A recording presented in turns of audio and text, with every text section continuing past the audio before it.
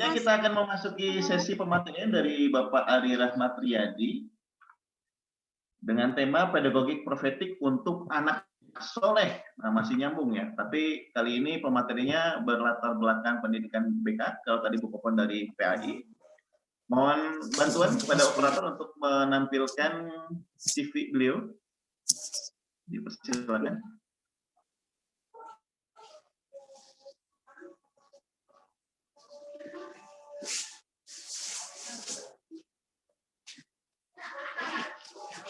Ada dari operator?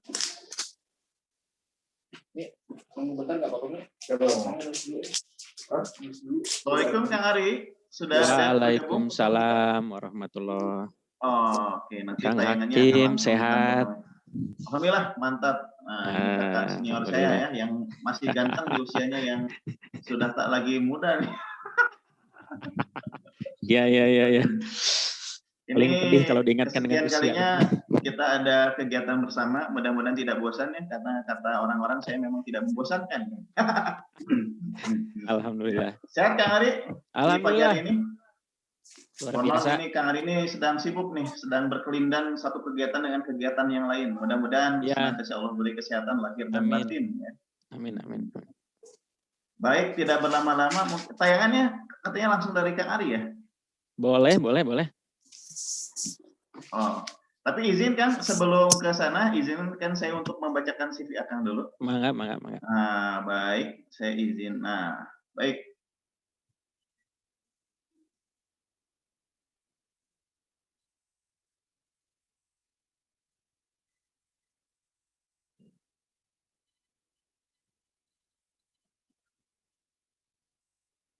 Nah, beliau bernama Bapak Ari Rahmat Riyadi. Pendidikan beliau adalah saat ini sedang menempuh S3 di Sekolah Persarjana Universitas Pendidikan Indonesia, program studi bimbingan dan konseling. Beliau juga menuntaskan S1 dan S2-nya di program studi bimbingan dan konseling. Saat menjadi mahasiswa pernah berpengalaman menjadi ketua keluarga mahasiswa, dan juga beliau saat ini aktif sebagai dosen di Prodi Pendidikan Guru Sekolah Dasar (PIP UPI). Selain mengajar, beliau juga aktif dalam kegiatan pelatihan dan juga melakukan penelitian di bidang pendidikan dan juga psikologi ya, terutama bimbingan dan konseling. Ini rumahnya dekat rumah kakak saya yang di Cimahi beliau tinggal. Wah, tetangga itu. Tetangga, betul. Baik, tidak berlama-lama kami persilakan pada Kang Ari untuk menyampaikan pemaparannya berkenaan dengan pedagogik profetik untuk anak soleh. Pada Kang Ari dipersilakan. Baik, bismillahirrahmanirrahim. Assalamualaikum warahmatullahi wabarakatuh.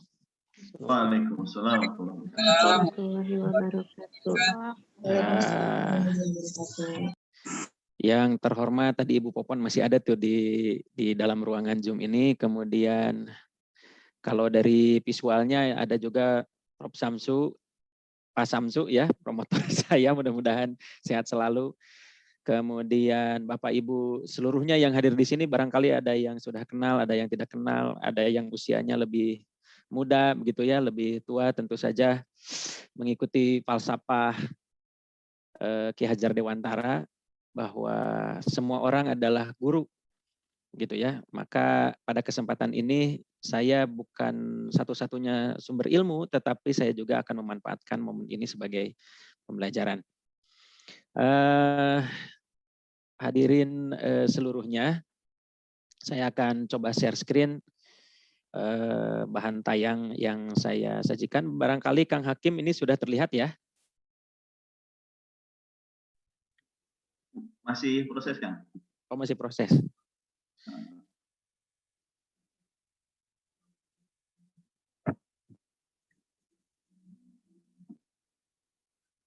Oh, agak ini ya, agak delay ya.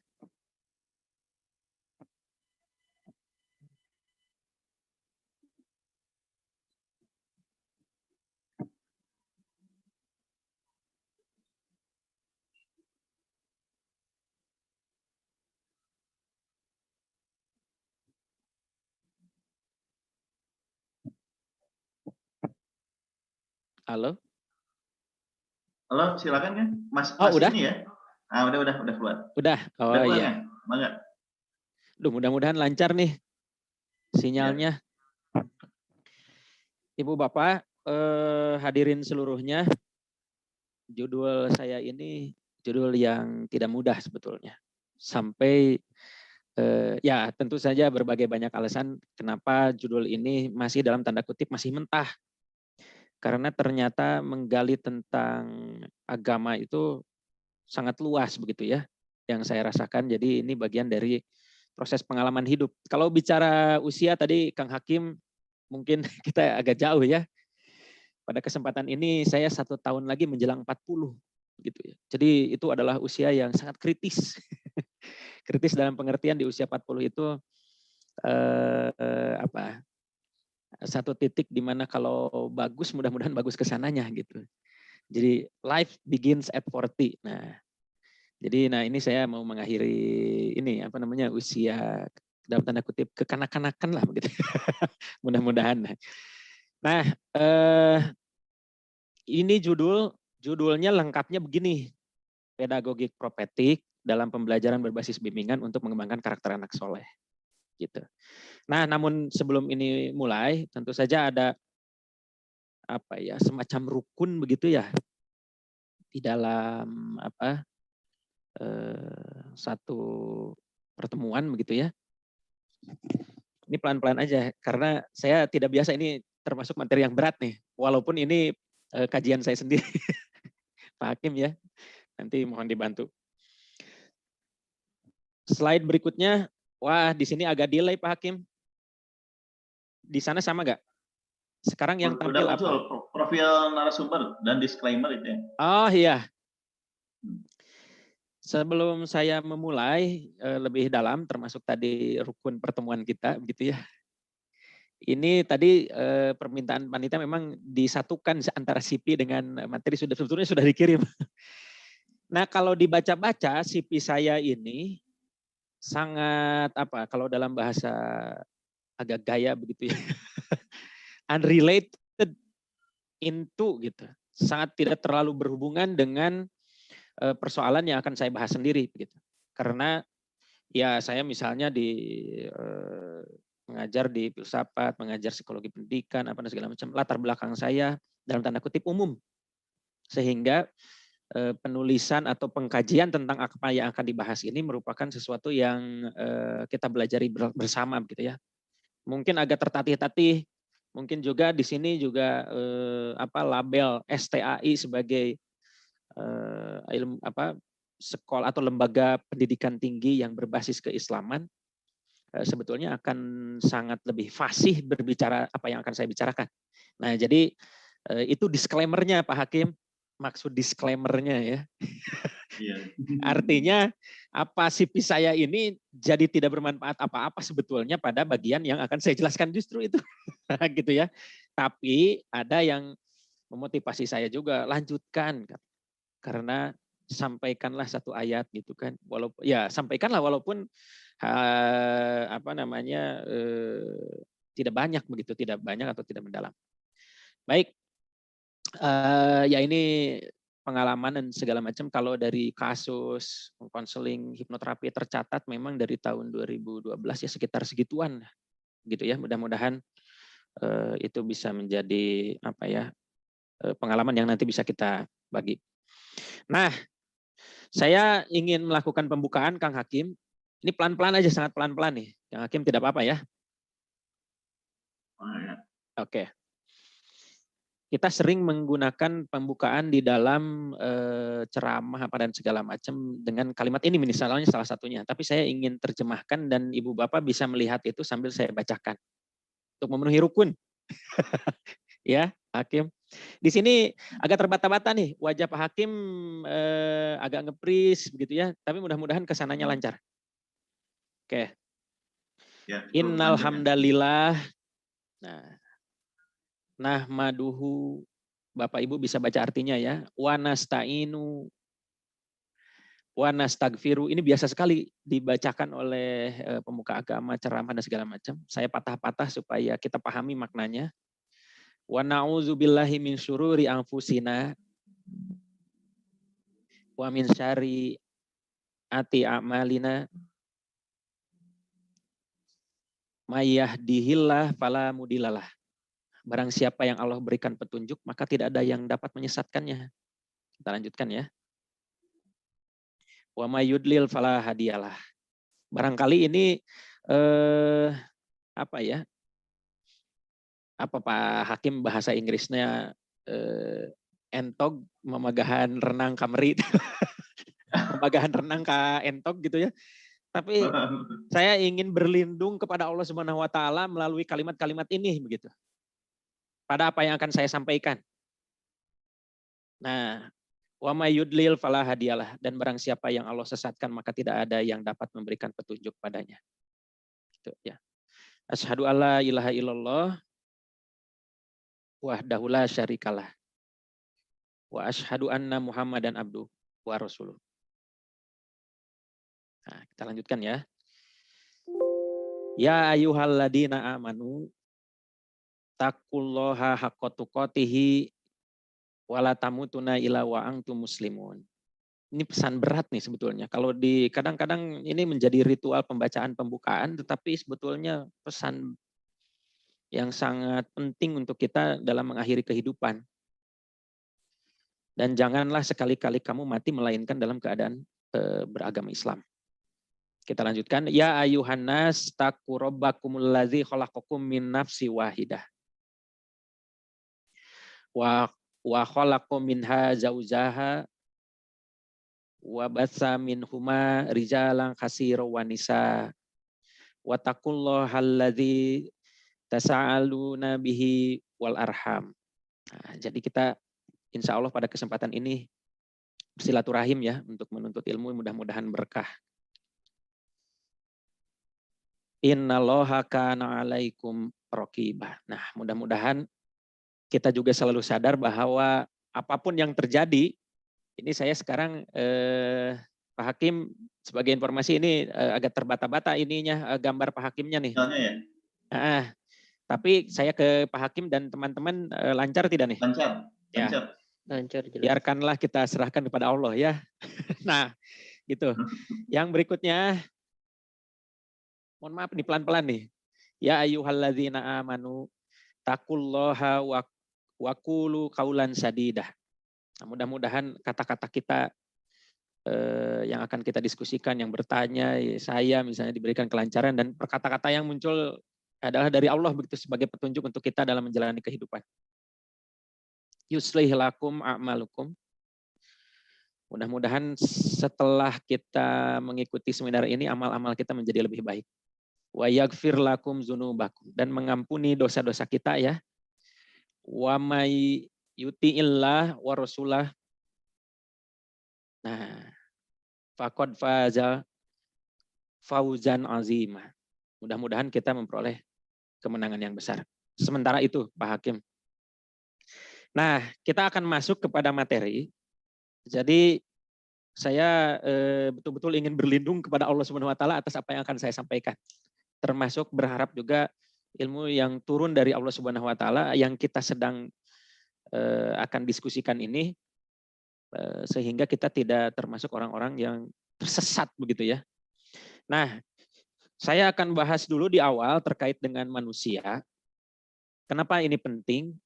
Karena kalau di kampus, misalnya saya di UPI, walaupun sesungguhnya mata kuliah filsafat itu bisa mengasah pikiran kita, mengasah kejelian kita di dalam mengamati satu fenomena termasuk ciptaan Allah Subhanahu wa taala. Tetapi kalau bicara tentang definisi manusia, itu berbagai aliran, tentu itu dasarnya adalah pemikiran manusia itu sendiri.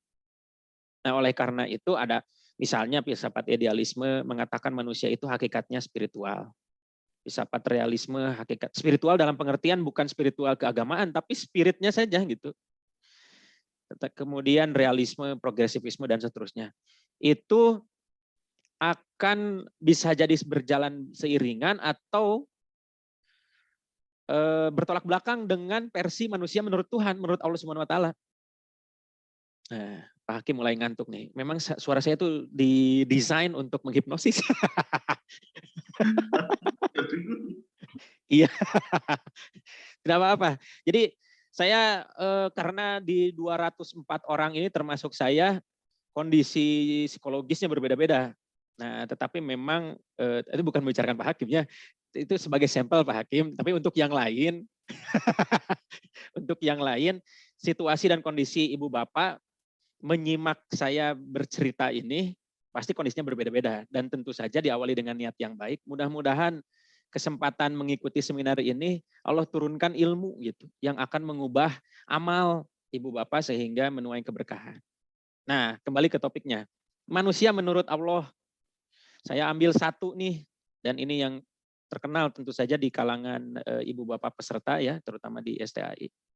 Surat Al-Mu'minun ayat 12 sampai 14.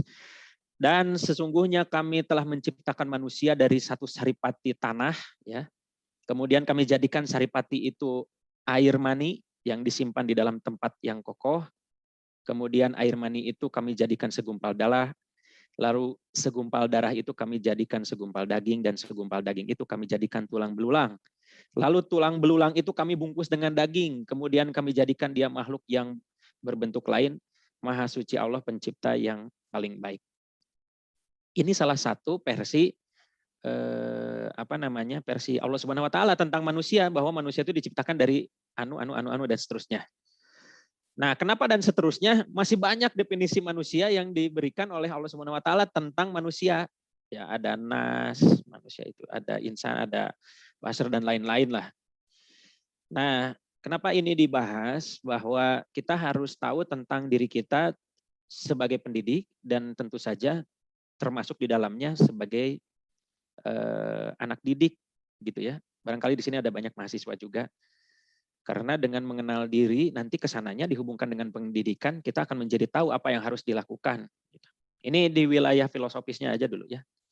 Kemudian selanjutnya, di dalam konteks pendidikan, manusia itu sebagai makhluk yang dapat dididik. Saya mengambil penggalan ini, Al-Baqarah ayat 31. Dan dia mengajarkan kepada Adam nama-nama benda seluruhnya. Nah, kan Nabi Adam tuh belajar kan ya, ditunjukkan nama benda-benda di alam. Itu menunjukkan bahwa manusia itu dapat dididik. Artinya di sini optimisme kita untuk mendidik anak kita, mahasiswa kita, dan seterusnya itu harus ada. Karena manusia itu adalah makhluk yang dapat dididik. Yang berikutnya, manusia adalah makhluk yang dapat mendidik. Contoh Luqman, ya kan? Dan ingatlah ketika Luqman berkata pada anaknya di waktu ia memberi pelajaran. Jadi kita sama-sama saling begitu. Ini sangat pelan-pelan sekali, saya sangat hati-hati Pak Hakim. Barangkali juga nanti kalau ada yang miss silakan dikoreksi begitu ya. Kita lanjutkan. Jadi manusia dan pendidikan memang tidak bisa dipisahkan. Kalau ingin menjadi manusia yang betul-betul manusia memang harus melalui pendidikan. Karena hanya manusia yang dapat dididik dan dapat mendidik gitu. Beda dengan teori misalnya evolusi. Nah, makanya kita ambil manusia menurut Allah saja begitu ya. Nah, kita lanjutkan. Yang berikutnya, kita bicara tentang pendidikan. Nah, secara spesifik kan ini sering ya. Iqra bismi rabbikal ladzi khalaq. Nah, dia telah menciptakan manusia dari segumpal darah yang tadi itu. Bacalah dengan Tuhanmu yang Maha Pemurah. Dan seterusnya, yang mengajarkan manusia dengan perantaran kalam. Dan seterusnya. Nah, ini bicara tentang pendidikan. Kok pas cuma sebegitu banyak bisa ditambahkan dan bisa dicari begitu ya. Apalagi saya berbaik sangka yang hadir di sini lebih ahli daripada yang ada di presentasi ini. Nah, kita masuk dari tataran tadi bahwa manusia itu tidak bisa dipisahkan dari pendidikan, dan pendidikan itu diharapkan mewujudkan manusia ideal. Itu di dalam mata kuliah landasan-landasan kependidikan itu selalu membahas manusia, siapa manusia, dan dihubungkan dengan pendidikan, apa itu manfaat pendidikan. Nah, pendidikan itu diarahkan untuk mewujudkan manusia ideal. Banyak yang mengatakan emang ada manusia ideal, adalah nabi lah begitu ya. Kalau singkatnya saya potong, ada nabi manusia ideal yang kita ikuti, teladani dan seterusnya. Tetapi secara teknis bangsa Indonesia telah menentukan manusia ideal Indonesia itu salah satunya di Undang-Undang Sisdiknas tahun 2003 nomor 20 pasal 1 ayat 1 yang bunyinya pendidikan adalah usaha sadar dan terencana. Jadi butuh kesadaran dan perencanaan pendidikan tuh Ibu Bapak. Ini sambil saya mengingatkan diri saya sendiri. Kemudian untuk mewujudkan suasana belajar dan proses pembelajaran agar siswa aktif mengembangkan potensi dirinya menjadi apa? Memiliki, nah ini nih, kekuatan spiritual keagamaan, memiliki pengendalian diri, kepribadian, kecerdasan, akhlak mulia, serta keterampilan yang diperlukan dirinya masyarakat dan bernegara.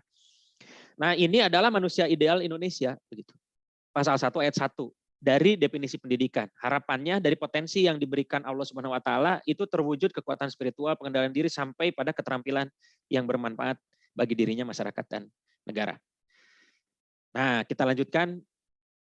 Lalu di pasal 3-nya masih di undang-undang yang sama, tujuan pendidikan nasional itu fungsinya adalah mengembangkan potensi tadi menjadi siswa ya begitu ya, serta didik memiliki keimanan, ketakwaan, beriman, bertakwa, berakhlak mulia, sehat, berilmu, cakap, kreatif, mandiri, dan menjadi warga negara yang demokratis dan bertanggung jawab. Nah, ini adalah sosok ideal yang lebih spesifik lagi, diterjemahkan dari sini, gitu ya. Barangkali di sini juga ada yang dari PGSD atau dari mana ya. Itu berdasarkan Permendikbud, itu ada KI yang disebut dengan kompetensi inti. Kita pelan-pelan saja ya, barangkali apa yang saya sampaikan juga Ibu Bapak sudah tahu.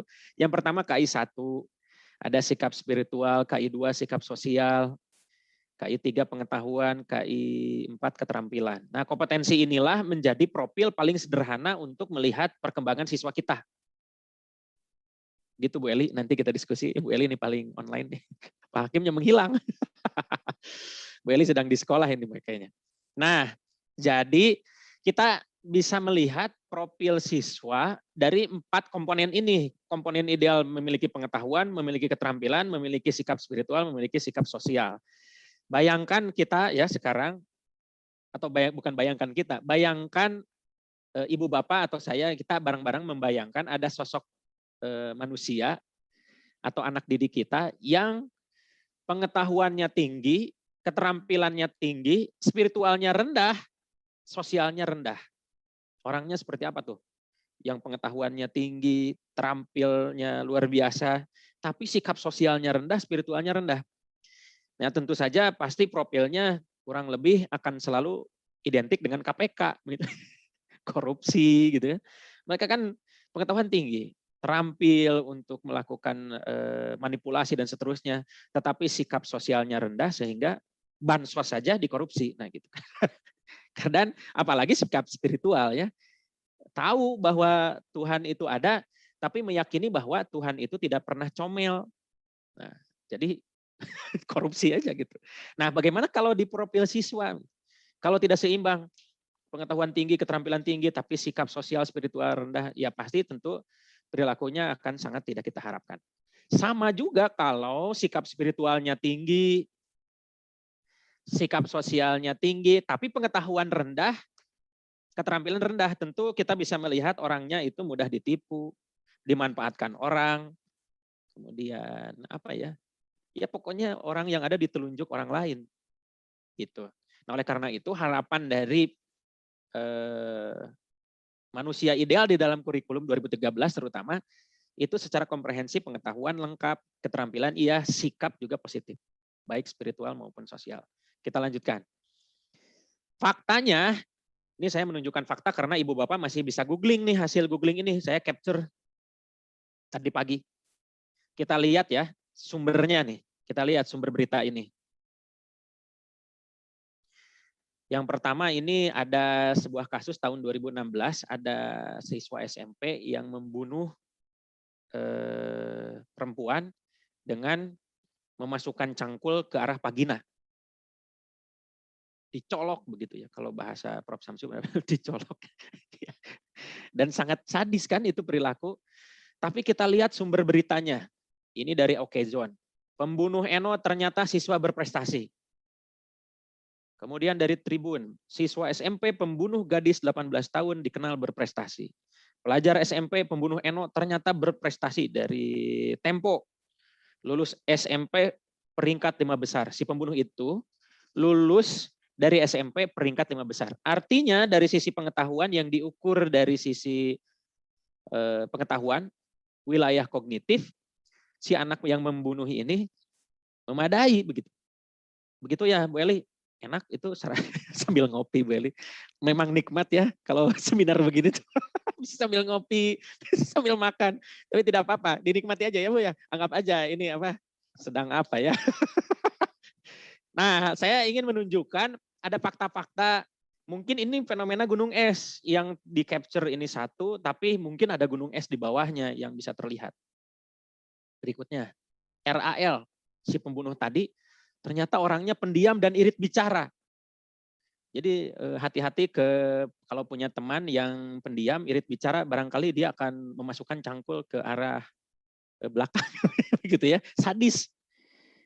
Nah, dari Solo Pos, pokoknya negatif. Nah, apa hukumannya? Barangkali Ibu Bapak penasaran. Kalau saya tadinya ingin menampilkan gambar reka ulangnya ya, ada cangkul masuk ke wilayah Pagina dan itu 90% cangkulnya masuk. Gitu ya. Tapi ya sadis. Padahal si Eno ini berprestasi 5 besar di sekolahnya. Nah, alhamdulillah 2 pembunuh cangkul di alat vital itu sudah divonis mati. Nah, nama yang membunuhnya itu adalah Rahmat Arifin. Barangkali ada yang sama, nih nama Rahmat. Saya Rahmat Riyadi pakai K. Kemudian ada Imam Hapriyadi. Dari 2 frase katanya itu sangat islami, Rahmat dan Imam. Tapi perilakunya sangat biadab. Jadi bukan luar biasa perilakunya, tapi luar biadab. 2 pembunuh cangkul di alat vital divonis mati. Tapi perilaku atau tampilannya, performance-nya coba lihat. Kalau yang sedang dihukum begini teh. Pakai peci, begitu ya. Pakai pakaian putih. Jaksa Pinangki saja tidak berkerudung, pas di sidang jadi berkerudung. Yang dihukumnya tidak seimbang dengan kesalahannya ya. Tapi ini direkam ya, itu bisa terlalu masuk ke politik. Nah, ini tampilan profil di peci, apa segala macam rapi. Itu kadang-kadang orang melihatnya, wah soleh ya, jadi soleh gitu. Ingin mengharapkan itu gitu dalam memperoleh iba begitu ya dalam proses persidangan. Nah, oleh karena itu ini jadi pemikiran. Ini hanya untuk mengingatkan. Saya tadi pagi itu sedang ujian komprehensif PPG. Jadi sedang berjalan PPG di PGSD UPI Bumi Siliwangi. Saya salah satu instrukturnya. Kita bicara terus bagaimana cara menyelenggarakan pembelajaran menggunakan PJBL, PBL, pendekatan saintifik. Bagaimana supaya mencapai pengetahuan faktual, konseptual, prosedural, metakognitif. Tapi kadang-kadang itu jadi lupa bahwa unsur sikap dan spiritual itu juga harus kita kembangkan. Nah, ini saya ingin mengajak pikiran kita berada di halaman yang sama. Gitu ya. Nah, selanjutnya, karena saya ini pendidikan pedagogik propediknya untuk anak SD, ini ada beberapa fakta gunung es juga barangkali di sini tuh. Heboh, siswa SD lawan gurunya bikin netizen miris.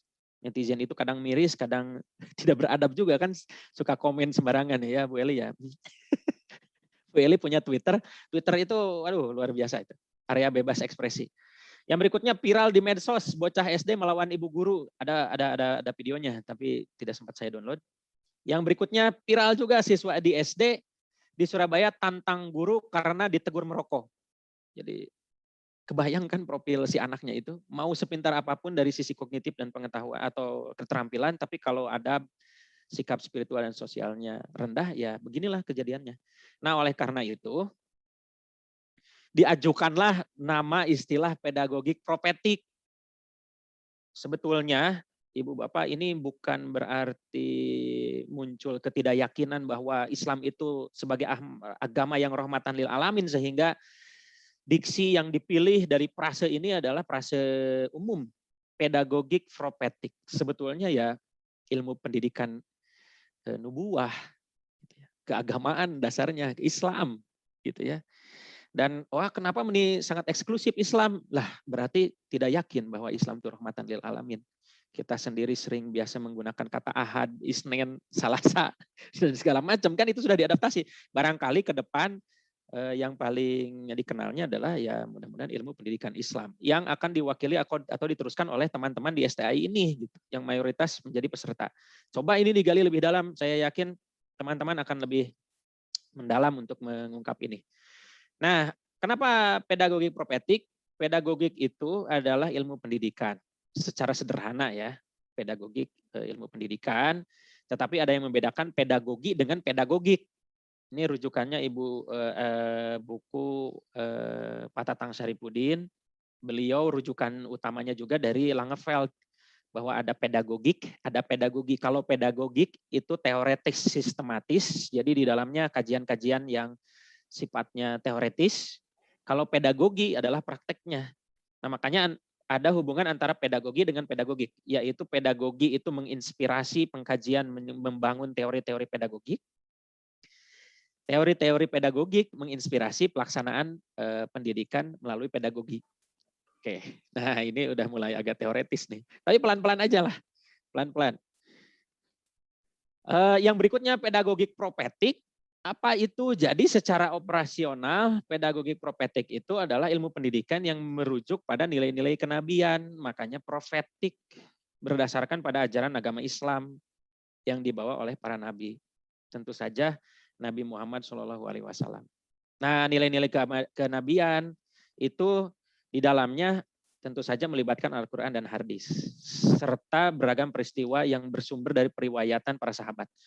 Nah, itu jadi pedagogi propetik kita ini sebagai satu penawaran lah begitu, dengan adanya ketidakseimbangan yang terjadi, yang saya tunjukkan sebagai fenomena gunung es, bahwa antara pengetahuan keterampilan lebih dominan sekarang dibandingkan dengan sikap spiritual dan sosial, maka diajukanlah ini sebagai solusi. Ini hasil pemikiran apa sih sebetulnya yang bisa jadi solusi?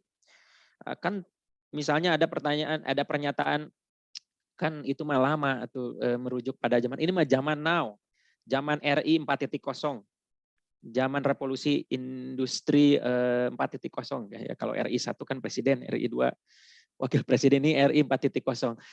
Nah, apakah ini cocok atau tidak? Nah, tentu saja kita sebagai orang yang beriman, Nabi Muhammad sebagai rujukan kita dengan Al-Quran dan hadis sebagai pegangannya, pasti akan ada kesesuaian begitu, pada nilai-nilai dasar yang nanti kita akan tunjukkan. Nah, pedagogi propetik di sini sifatnya teoritis, kemudian unsurnya pada 3 hal utama. Ada tujuan-tujuan pendidikan, isi-isi pendidikan, proses pendidikan, semuanya itu berdasarkan perspektif kenabian yang bersumber pada Al-Quran dan hadis. Sangat luas. Nanti Bapak Ibu pada slide-slide berikutnya bisa membayangkan ini masuk di sini, ini masuk di sini, ini masuk di sini, ini perlu ditambahkan. Saya kira ini sangat terbuka. Yang berikutnya, nah kenapa anak soleh? Tadi kan tampilannya soleh tuh, tampilan visualnya pakai peci, apa dan segala macam. Nah di dalam Al-Quran ini ada nih, Quran surat Al-A'raf 189. Dialah yang menciptakan kamu dari diri yang satu, dan daripadanya dia menciptakan istri agar dia merasa senang kepadanya. Maka setelah dicampurinya, istri itu mengandung kandungan yang ringan. Dan teruslah dia merasa ringan beberapa waktu. Kemudian tatkala dia merasa berat, keduanya suami istri memohon kepada Allah Tuhannya, seraya berkata, sesungguhnya jika engkau memberi kami anak yang soleh, tentulah kami termasuk orang-orang yang bersyukur. Kalimat siapa ini? Ini ternyata kalimat Nabi Adam ya. Nanti lihat di tafsirnya, itu kalimat Nabi Adam yang nanti ada godaan setan di sini. Tapi memang dari pernyataannya yang mulai asal mula, kenapa semua orang, terutama yang beragama Muslim, selalu mendoakan anaknya menjadi soleh, karena ada riwayat titisannya lah, kurang lebih begitu ya. Ada riwayat nasabnya dari Nabi Adam mendoakan supaya mereka itu bersyukur, berharap diberikan anak yang soleh. Selanjutnya, oh ya, dan seterusnya. Tentu saja ada banyak ya, nanti kita akan lihat. Ini dari hadis, tentu saja ini juga terkenal begitu ya. Apabila manusia meninggal, maka amalnya terputus kecuali 3 hal. Sedekah jariah atau amal jariah, ilmu yang bermanfaat, dan anak soleh yang mendoakan orang tua. Ini juga menjadi landasan kenapa kita berharap anak didik kita, termasuk anak kita, anak berdasarkan herediter keturunan atau anak pedagogis begitu ya, yang kita didik, harapannya menjadi anak yang soleh. Mahasiswa mendoakan dosennya, murid-murid kita di sekolah mendoakan kita begitu ya, para guru begitu ya, dan kita juga tidak lupa mendoakan mereka untuk berhasil menuai berkah dari ilmu yang kita berikan. Nah ini dasar-dasarnya begitu. Kenapa anak soleh itu menjadi menjadi tujuan pendidikan, termasuk di dalam Al-Quran ini doa Nabi Ibrahim. Quran surat As-Saffat ayat 100. Ya Tuhan, anugerahkanlah kepadaku ini Robi habli minas solihin. Jadi supaya anak-anak kita itu termasuk golongan orang-orang yang soleh. Nah, apa hubungannya dengan guru? Guru itu kemarin sudah dibahas oleh Pak Samsu ya, begitu ya. Itu mudah-mudahan walaupun gajinya kecil tapi tidak sih, tidak terlalu kecil. Nanti kalau sudah PPG dan kalau pandai hemat-hemat itu bisa membeli mobil 1 juta umat, Avanza misalnya atau yang lain gitu ya. Nah, barang siapa yang menunjuki pada kebaikan, maka dia akan mendapatkan pahala seperti pahala yang mengerjakannya. Jadi ngalir terus. Ada efek multiplier. Ada efek multiplier tuh apa ya? Efek yang terus ngalir begitu ya. Dari apa yang kita kerjakan sebagai guru. Nah, tentu saja Ibu Bapak sangat menguasai ini. Dan seterusnya. Oke. Kemudian, apa sih soleh itu? Soleh itu baik, lawannya fasad. Nanti yang bahasa Arab sebetulnya saya sudah tulis, tapi kurang lebih soleh itu baik lah. Ada menunjukkan perilaku. Kenapa itu karakter? Karakter itu pembeda. Jadi kalau ada ini anak soleh, ini tidak, ya kita sedang membedakan. Nah, makanya kita harus tahu yang soleh itu seperti apa. Gitu. Nah, solehnya itu berdasarkan inspirasi dari buku Prof. Samsu Yusuf, Psikologi Agama, ya saya sampaikan. Kemudian dari teori-teori pendidikan yang dikemukakan oleh Ibnu Qayyim, Ibnu Khaldun itu ada di dalam satu kitab besar begitu ya. Soleh itu sebagai tujuan pendidikan tadi, itu terdiri yang pertama jismiyah atau jasadiah, jasmani atau badannya.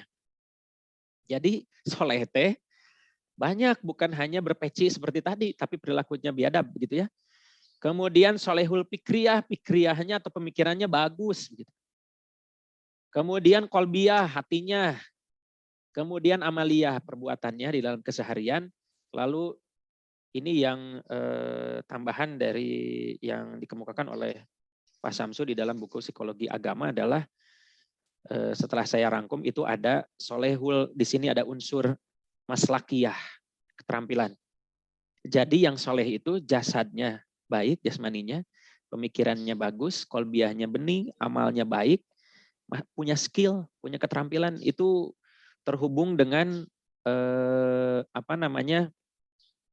dengan tujuan pendidikan yang tadi dikemukakan oleh undang-undang dan seterusnya. Kemudian, wah sudah ada pertanyaan lagi.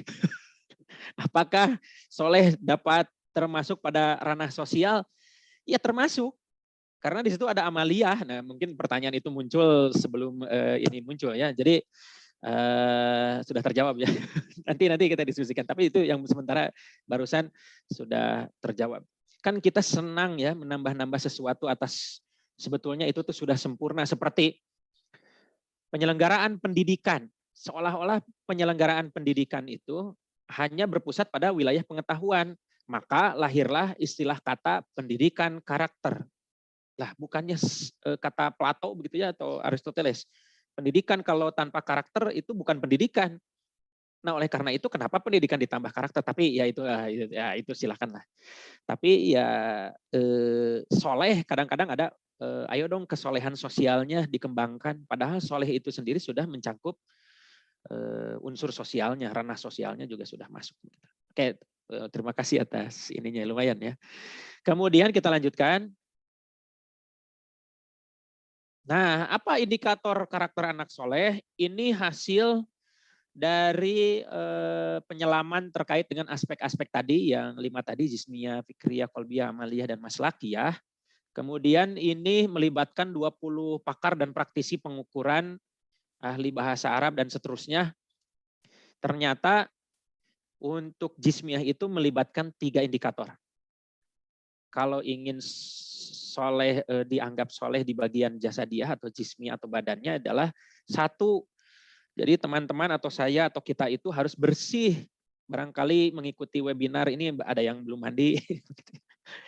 Beda antara yang sudah mandi atau belum mandi. Atau ada yang saya sudah mandi kok, tapi kok nggak kelihatan perbedaannya. Wah itu mungkin dari sananya. Tapi nomor 1 adalah kebersihan fisik.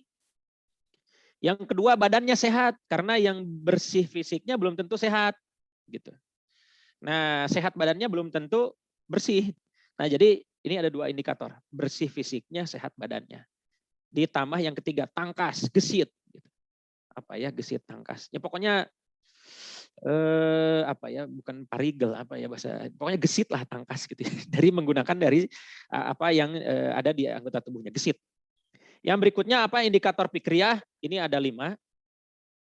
Kalau di dalam pembelajaran abad 21, tadi saya sedang menguji ujian komprehensif para peserta PPG dalam jabatan.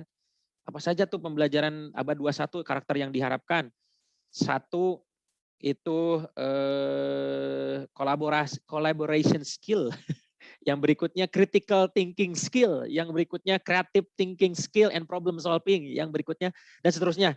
Nah, makanya di fikriyah juga ternyata ini ada dasar-dasar landasan Quran dan hadisnya ya. Yang pertama berpikir kritis. Ketika Nabi melihat banyaklah, saya tidak berani karena belum fasih membicarakan hal itu. Yang kedua berpikir kreatif, yang ketiga fokus dan konsentrasi. Yang keempat, fikriyahnya harus cepat mengerti. Jadi diberitahu itu harus cepat mengerti. Bukan ya karena fokus, karena kritis, karena kreatif. Dan yang kelima adalah mandiri dalam berpendapat. Jadi tidak mudah ikut-ikutan, fikriyahnya punya keajegan berpikir. Menurut saya ini dengan landasan seperti ini, seperti ini, seperti ini, saya berani mengambil pendapat seperti ini. Nah gitu. Tentu saja dalam wilayah norma yang baik begitu ya. Kemudian apa itu yang bagian kolbiyah, solehul kolbi ini, yaitu indikatornya selalu berbaik sangka. Berbaik sangkanya apa atas peristiwa yang dijadikan oleh Allah harus menimpa pada dirinya atau pada hal-hal yang misalnya kepada orang gitu ya. Berbaik sangka itu kolbinya tuh, hatinya tuh selalu.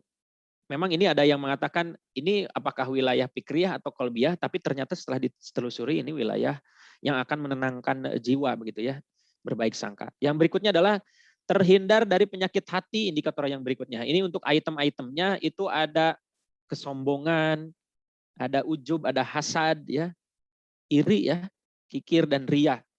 Nama saya ujungnya Riyadi tapi tidak ada atas dasar ini gitu ya.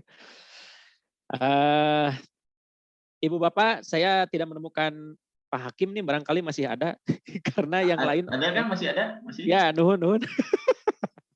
Nggak, tapi di layarnya nggak ada. Tidak ada, makanya ini agak bingung nih. Tapi tidak apa-apa. Ini katakanlah Kirain lagi ngopi dulu, Pak. Tuh, kata Ada. kirain Pak Hakim lagi ngopi. Tapi tidak apa-apa, terima kasih. Sambil mendengarkan, karena ini di tapping aja kan, anggaplah nanti kita bisa tonton ulang. Saya juga selalu mengevaluasi apa yang sudah saya sampaikan, barangkali salah harus direvisi. Yang berikutnya, indikator kolbiyah yang ketiga adalah ikhlas. Nah ini mengambil dari bukunya Pak Samsu Psikologi Agama. Tunduk ikhlas patuh pada aturan agama. Jadi ternyata menjalankan aturan agama itu butuh keikhlasan, gitu ya. Jadi butuh keikhlasan.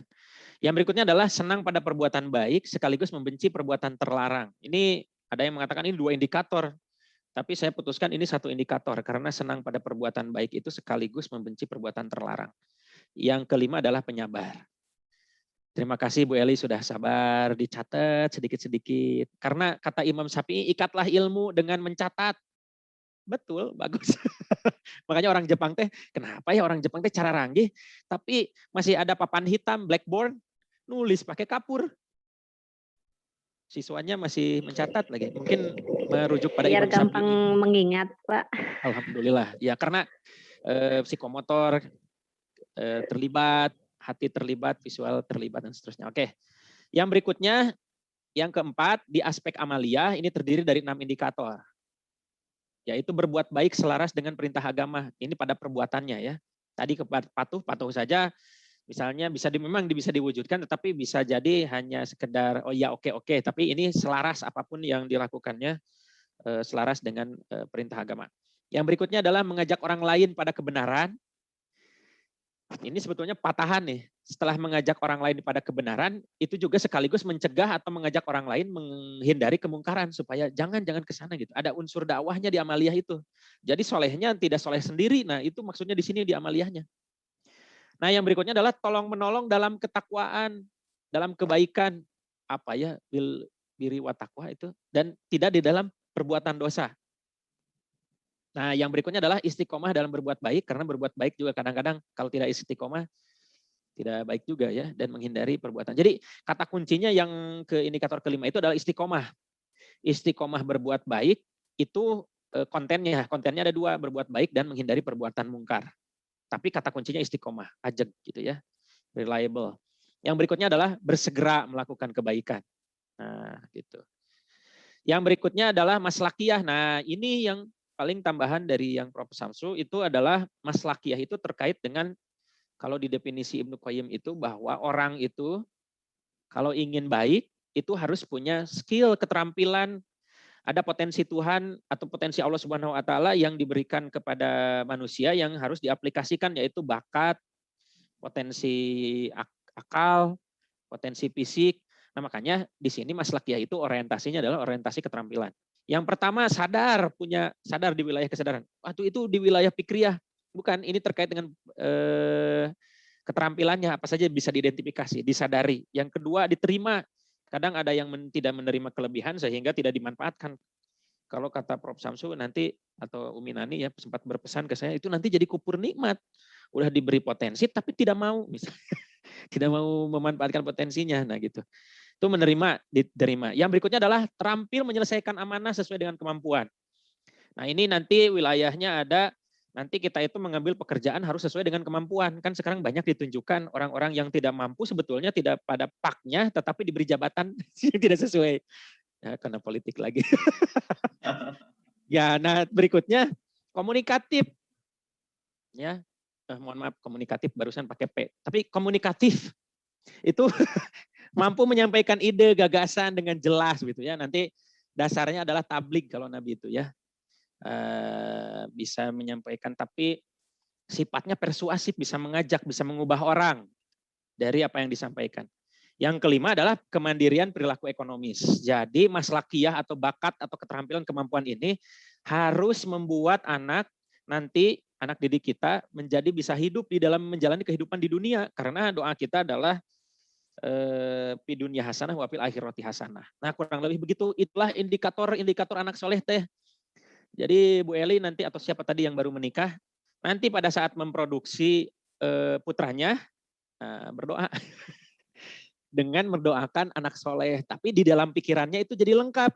Ya Allah, solehkan akliyahnya, solehkan amaliyahnya, solehkan maslakiyah, dan seterusnya. Kolbiyahnya. Jadi bukan soleh, ya semua orang juga soleh gitu. Kan sekarang kesannya yang soleh teh, mudah dibully soleh teh. Nah, berarti di situ ada, kalau di Darut Tauhid saya pernah diundang untuk menerjemahkan konsep sederhana dari Agim di SMA di DT di Tangerang. Konsep sederhana Agim itu orang baik itu yang sempurna itu baku karakternya. Pak Hakim pernah mendengar ya Pak Hakim ya? Pak Hakim itu kan dari DT juga ya. Karakter baku dari Agim itu baik dan kuat, ya kan? Untuk apa? Bukan untuk apa ya? Bagus, baik, tapi kalau tidak kuat tidak menjadi apa-apa, tidak berdaya kita. Untuk apa kuat tapi tidak baik, bisa jadi semena-mena. Jadi menurut Agim baku aja semuanya diringkas. Tapi diterjemahkan dalam kurikulumnya panjang gitu tuh. Ada pembiasaan dan seterusnya. Nah, kalau untuk karakter anak soleh dari 5 aspek ini ada beberapa indikator yang diterjemahkan. Nah, jadi sekarang Ibu Bapak berdoa tuh spesifik, ada gambarannya, oh soleh itu seperti ini gitu. Nah, kita masuk ke wilayah teknisnya nih, bagaimana supaya anak soleh itu tercapai. Nah, ini kalau pembelajarannya itu berbasis bimbingan, kenapa? Jadi karena saya latar belakang S1, S2, S3 yang belum selesai sekarang ini, itu karena di SD itu BK belum terlalu bisa diimplementasikan. Kalau menurut Profesor Sunario, ya kalau ingin ada guru BK atau konselor di SD, itu menunggu harus 17 tahun lagi Pak Hakim. Gitu. Jadi Permen 111 itu sengaja agak diendapkan supaya kalau tidak dibuka ke publik, wah itu bakal banyak yang daftar menjadi guru BK di SD. Karena pasal 9, pasal 10 dari Permen 111 itu wajib guru BK di SD itu guru BK konselor begitu ya. Nah, yang berikutnya, kenapa pembelajaran berbasis bimbingan tadi Permen 11, kemudian sudah ada POPBK tetapi juga tidak berjalan, kemudian latihannya ke 62 guru di 3 kabupaten kota. Dan itu ada hasil risetnya yang tidak bisa ditunjukkan sekarang karena belum sah. Nanti insya Allah lah. Yang berikutnya, langkah berikutnya adalah Fardia itu membuat hipotesis berdasarkan dari fenomena ayat-ayat kauniyah kauliyah. Yang berikutnya adalah tajribah atau tahqiq. Jadi anak itu diminta untuk membuktikan apa yang sedang dipelajarinya, misalnya punya hipotesis atau punya dugaan, itu dibuktikan. Ini ada dasarnya juga. Yang berikutnya adalah bentar. Kok ngeheng? Pak Hakim di sana kelihatan nggak? Ada nggak? Yang sintaks. Sintak nomor? Sintak nomor 4 sampai 6. Oh iya. Ya betul-betul. Ini adalah menyusun kaidah. Wad'ul qawaid. Nah, jadi banyak sih ini ada pengetahuan metakognitifnya juga ada di sini. Kemudian yang terakhir adalah ini adalah tablik, kemampuan mengkomunikasikan. Kalau di guru-guru PGSD itu ada pendekatan saintifik, ada 5M, itu ada kemampuan mengkomunikasikan. Maka bukan karena itu ya, karena memang Nabi sendiri adalah tablik, mampu mengkomunikasikan. Yang berikutnya adalah yang terakhir, ini muhasabah. Jadi setelah belajar itu di muhasabah. Jangan sampai tidak sadar ya Bu Eli, ai barusan teh sedang ngapain pas ini beres gitu ya. Ai barusan teh aku teh ngapain? Hadir mencatat apa tadi? Nah, harus muhasabah. Jadi barusan teh apa ya gitu. Mudah-mudahan jadi amal nantinya yang dipraktekkan. Bu Eli terima kasih sudah on gitu. Jadi saya jadi enak berkomunikasi dengan Bu Elinya.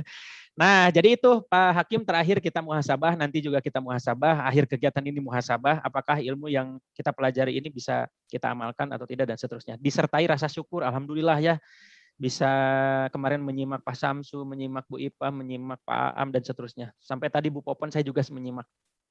Terakhir, saya tutup dengan ini. Dengan hadis dari Bukhari ini sangat sahih sekali dan Muslim. Barang siapa yang dikehendaki kebaikan oleh Allah, maka Allah akan memahamkan dia dalam urusan agama. Jadi ujungnya mah agamanya harus baik, Pak Hakim. Saya bukan berlatar pesantren, tapi di usia menjelang 40 ini agak takut, gitu ya. Jadi lebih senang mendengarkan ceramah agama dan segala macam, mengikuti apalah. Karena ternyata Allah itu menghendaki kebaikan dibuktikan dengan pemahaman agamanya yang tinggi. Saya kira itu sebagai penutup. Silakan Pak Hakim, terima kasih. Saya serahkan ke Pak Hakim. Terima kasih kepada Pak Ari yang telah memaparkan mengenai pedagogi profetik untuk anak soleh. Ini mencerahkan dan menambah satu pandangan baru ya kepada kita berkenaan dengan prinsip-prinsip pedagogi dari perspektif Islam ya, dari Al-Quran dan Sunnah. Ini sudah disusul langsung dengan pertanyaan ini dari Bapak Gusman Lesmana. Langsung saja mungkin ya Pak Ari, saya bacakan pertanyaan. Silakan saya mengikuti karena tidak bisa scroll. Kayaknya ini ada masalah di sini.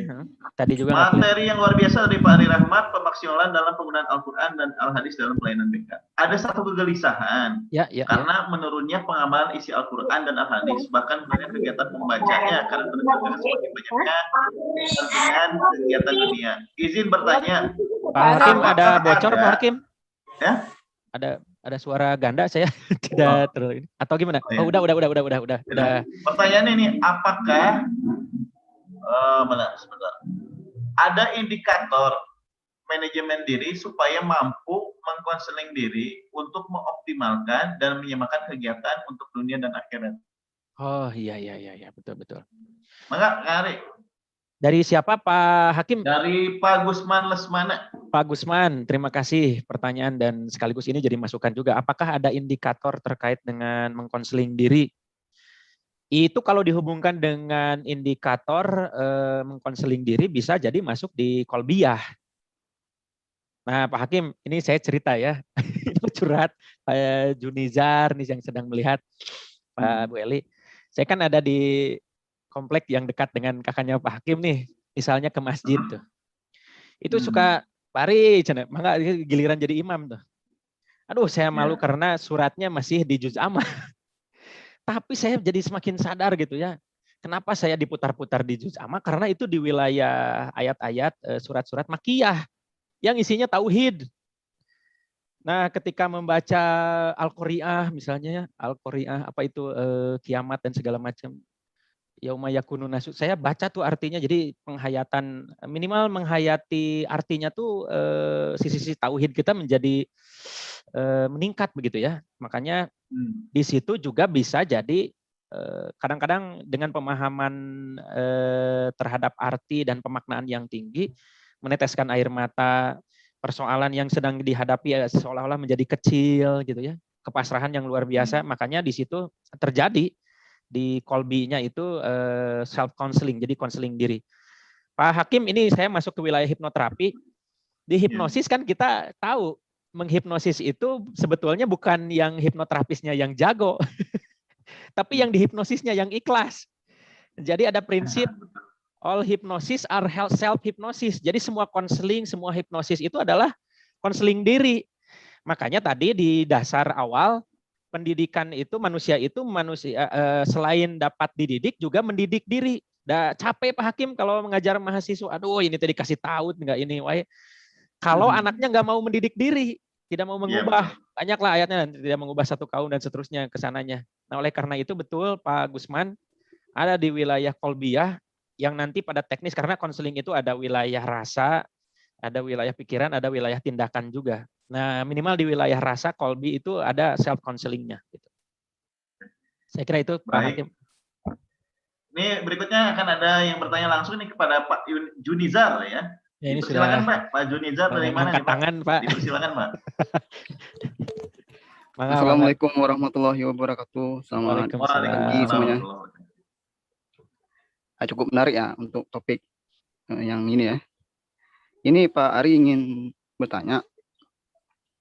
Di sini kan dijelaskan mengenai untuk level SD ya, mengenai pedagogik profetik. Yang ingin saya tanyakan bahwa sekarang di zaman sekarang dengan kemudahan informasi itu kan anak-anak apalagi SD ini ya, anak-anak level SD itu kan mudah sekali untuk mendapatkan informasi yang bersifat radikal, bersifat separatis, bersifat bersifat komunis atau gimana ya. Yang ingin saya tanyakan adalah sebagai pendidik untuk level SD itu pendekatan seperti apa sih untuk upaya pencegahan agar meredam dogma-dogma yang telah tersusup oleh anak-anak SD tersebut melalui kemudahan informasi agar berimbas kepada tujuan kita mereka menjadi anak-anak yang soleh. Seperti yang diketahui bahwa tadi aspek yang setelah adalah mereka dari aspek qobliyah, indikatornya adalah membenci sebuah perbuatan terlarang. Tentunya apakah ada itu upaya-upaya preventifnya Pak untuk meredam Pak? Karena kan pasti ini sudah terpapar ini kan oleh dogma-dogma tersebut ya. Terima kasih Pak Ari. Wah, ya Pak Junizar dari mana ini? Silakan. Saya dari Bangka Belitung Universitas Terbuka Pak. Wah, alhamdulillah. Awas kedinginan Pak. Ya. Karena terbuka, hati-hati kedinginan. Silakan. Ya, terima kasih luar biasa. Wah, Pak Junizar ini sangat memperhatikan fenomena yang ada sekarang ya. Kalau informasi itu kan ada yang sifatnya subliminal message. Ada pesan yang tidak kita sadari. Bapak Ibu barangkali tahu iklan rokok itu tidak pernah sama sekali menunjukkan rokoknya, tapi banyak orang di Indonesia merokok. Karena apa yang diperlihatkan itu bukan pada barangnya, ada pesan subliminal yang masuk ke dalam pikiran. Tapi pas di luarnya itu tidak nampak. Nah, apalagi itu dilihat sekarang luas informasi ya bertebaran di mana-mana, terutama sekarang melalui HP itu bisa masuk ke kamar-kamar anak, berbagai macam informasi termasuk dampaknya. Nah, dampak yang dihadapi atau dikhawatirkan kita bersama termasuk tadi diungkapkan oleh Pak Junizar adalah hal-hal yang sifatnya propaganda. Propaganda yang akan mempengaruhi pikiran, kemudian yang sifatnya separatis dan seterusnya, itu memang sangat membahayakan. Bagaimana nanti sebagai pendidik di dalam pedagogi profetik ini ada di langkah ke mana tadi itu bukan di prinsip. Itu yang pertama keteladanan Pak. Jadi keteladanan, setelah keteladanan itu pengawasan, setelah pengawasan itu pembiasaan, setelah pembiasaan itu kalau bila perlu hukuman. Nah, jadi barangkali ini, nah HP-nya kita sering ini apa segala macam melalui HP misalnya ya. Anak melihat kita, perilaku kita, tontonan kita, bacaan kita, perilaku kita itu ya memang keteladanan. Kita memang sebagai guru itu, aduh, harus tanpa celah ya Pak Hakim. Berat. Karena nomor satu keteladanan. Yang kedua pengawasan. Nah, pengawasan ini memang di dalam era teknologi itu kalau HP itu sudah mengandung internet, nah itu bahaya. Anak saya terus terang sekarang SMP dan SD belum pernah, bukan belum pernah dalam pengertian dia tidak bisa mengoperasikan, tapi dia tidak memiliki. Jadi kalau berhubungan dengan anak saya itu harus ke pembimbingnya di pesantren. Tidak punya karena kekhawatirannya cukup banyak. Tetapi pada saat kita bersamaan bareng misalnya mau pinjam ya silahkan. Ternyata yang dibukanya Tokopedia, ingin belanja. Ya nggak apa-apa lah daripada YouTube yang aneh-aneh, mending buka Tokopedia atau Shopee. Nah, jadi pengawasan. Yang kedua pengawasan. Yang ketiga adalah pembiasaan.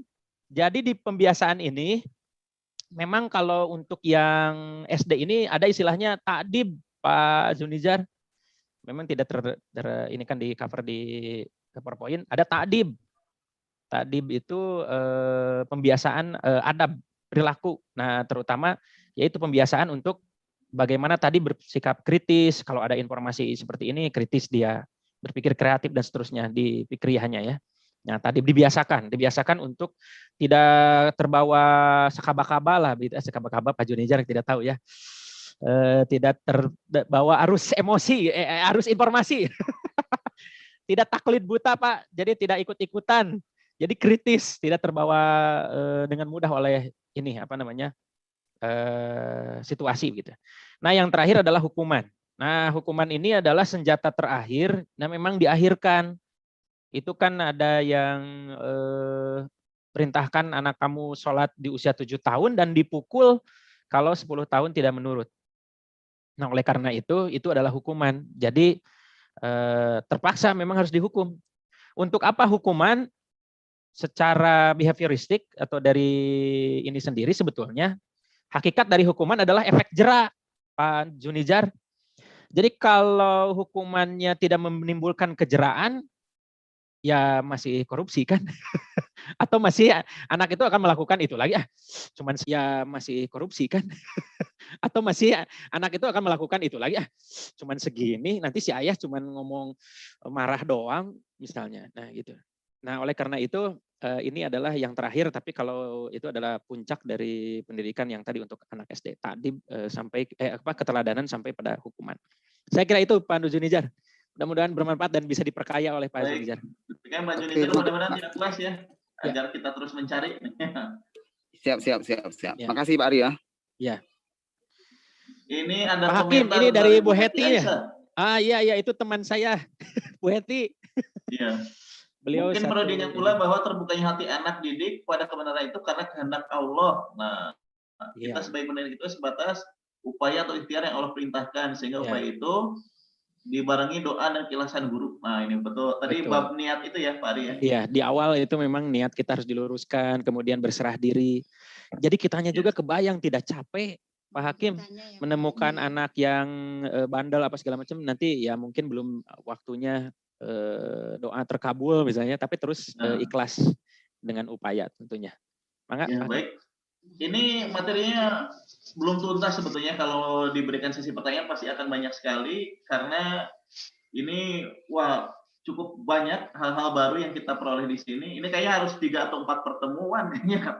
Kemarin pelatihannya sampai membuat RPP-nya 2 minggu Pak Hakim. Oh, 2 pekan. Sampai ini mengkaji dalam kurang lebih 1 jam. Mudah-mudahan jadi pemantik bagi kita semua untuk mencari tahu apa-apa yang dikemukakan oleh Pak Ari ya. Amin. Baik Pak Ari, ini karena waktu juga sudah habis ya. Rupanya mungkin diberi kesempatan kepada Pak Ari untuk menyampaikan closing statement-nya dulu. Enggak, Pak Ari? Closing statement saya di bagian PowerPoint terakhir tadi Pak Hakim, bahwa hadisnya wa ma yuridullah bihi khairu yufaqihu fiddin. Barang siapa yang dikehendaki kebaikan oleh Allah, maka Allah akan memahamkan dia dalam urusan agama. Mudah-mudahan semakin kita paham, karena begini, menurut Imam Al-Ghazali, pendidikan itu dua, Pak Hakim dan Ibu Bapak. Ada pendidikan fardu ain, ada pendidikan fardu kifayah. Fardu ain itu terkait dengan fikih, apa dan segala macam. Pak Hakim ini ahli dalam mensolatkan mayit ya Pak Hakim ya. Betul ya, tagline Pak Hakim kalau tidak salah keahliannya di sana juga ya. Juru pemulasaraan jenazah. Juru pemulasaraan jenazah. Saya pernah menemukan sedang sholat subuh di masjid di sini. Kemudian setelah lagi pada zikir kita ada datang masuk ke masjid seorang ya orang agak sepuh gitu ya. Dia terbata-bata menyampaikan bahwa ayahnya meninggal. Nah, itu datang ke masjid itu bukan hanya untuk memberitahukan, tapi kebingungan harus diapakan ayahnya yang meninggal itu. Apakah seperti apa harus nanti ininya segala macam. Nah kan itu mengkhawatirkan. Atau misalnya contoh, ada sebuah kesempatan membimbing KKN. Misalnya di daerah di mana di KKN-nya itu si mahasiswa itu diminta untuk khutbah Jumat menggantikan khotib. Kemudian karena dia merasa dari PGSD atau dari olahraga, kemudian dia angkat tangan, saya mah olahraga atau PGSD. Nggak bisa. Nah padahal itu hal-hal yang wajib, maksudnya yang fardu ain. Kita tahu bagaimana wudhu, sholat, apa segala macam, masbuk, apa segala macam itu wajib. Nah yang fardu kifayah itu sesuai dengan minat dan bakat supaya kita hidup menjalani kehidupan. Nah oleh karena itu, oh ya selain itu juga sama. Ki Hajar Dewantara juga menyampaikan demikian, ada pendidikan umum, ada pendidikan khusus. Pendidikan umum itu keterampilan kita dalam menjalani kehidupan, agama kita harus bagus dan seterusnya. Sisanya pendidikan khusus untuk membuat kita hidup, gitu ya. Nah, oleh karena itu mudah-mudahan semakin meningkatnya pemahaman keagamaan disertai dengan spiritualitasnya yang tinggi dari kita semua yang hadir di sini, itu adalah tanda bahwa Allah Subhanahu wa taala menghendaki kebaikan kepada kita dengan meningkatnya pemahaman keagamaan. Nah, oleh karena itu bagaimana cara meningkatnya? Ya tentu saja kita terus belajar. Saya mengutip Pak Jokowi. Pak Jokowi itu kan prinsipnya kerja ya Pak Hakim ya. Kalau kita saat ini kita belajar. Saya kira itu. Terima kasih Pak Hakim dan Ibu Bapak yang terlibat. Assalamualaikum warahmatullahi wabarakatuh. Waalaikumsalam warahmatullahi wabarakatuh. Terima kasih banyak kepada Pak Ari yang telah memaparkan materi yang mencerahkan kita semua, memantik kita untuk belajar. Mohon izin Kang Ari, kita akan sesi dokumentasi terlebih dahulu. Silakan pada Bapak dan Ibu yang ingin bergabung dalam sesi dokumentasi ini bisa mengaktifkan fitur videonya. Kita akan berfoto bersama secara virtual. Oke, baik. 3, 2, tolong dibantu oleh operator. Mangga, silakan. 3, 2, 1. Oke, 3, 2, 1. Ini jadi rukun webinar ya Pak Hakim. Bu Heti itu ada. Terima kasih Bu Heti. Bu Heti pembelajar. Ada yang lain barangkali yang. Terima kasih Pak Junijar dan yang lain. Pak Hakim barangkali gitu ya. Saya pamit. Ya baik. Terima kasih banyak kepada Kang Ari. Ya. Mudah-mudahan sehat selalu ya. Di dalam setiap aktivitasnya. Baik Bapak dan Ibu, informasi terakhir ini dari kami panitia. Ya, tersedia ada door prize ya, ada 2 buah buku antologi, ada buku dari Prof. Samsu juga, ada akun sistem manajemen administrasi BK Elektronik juga. Silakan Bapak Ibu mengupdate partisipasi Bapak Ibu di kegiatan hari ini di IG-nya masing-masing dengan memention akun STAI Siliwangi _Bandung dan juga akun @raplab.edu dan juga mungkin IG dari salah satu narasumber seperti misalnya tadi Bu Popon atau dari Pak Ari. Jadi tersedia ada beberapa door prize bagi yang beruntung, insya Allah akan dikirim bersamaan dengan sertifikat dan juga nanti materi kegiatan selama 3 hari ini. Jadi ini hari kedua sampai besok, insya Allah akan ada door prize bagi yang beruntung. Itu saja mungkin yang ingin disampaikan oleh saya. Bagi yang belum mengisi daftar hadir, silahkan isi daftar hadirnya karena ini berkenaan dengan sertifikat yang akan diperoleh oleh Bapak dan Ibu. Untuk sesi di pagi hari ini kita sama-sama tutup dengan hamdalah. Alhamdulillahirabbil alamin. Saya selaku moderator Hakim Ahbandi undur diri. Mohon maaf atas segala kekurangan dan khilafan. Subhanakallah wa bihamdika asyhadu an la ilaha illa anta astaghfiruka wa atubu ilaik. Wassalamualaikum warahmatullahi wabarakatuh. Silakan Ibu-ibu, Bapak-bapak bisa beristirahat terlebih dahulu untuk nanti bergabung kembali di sesi 2 di jam 1 siang. Terima kasih banyak.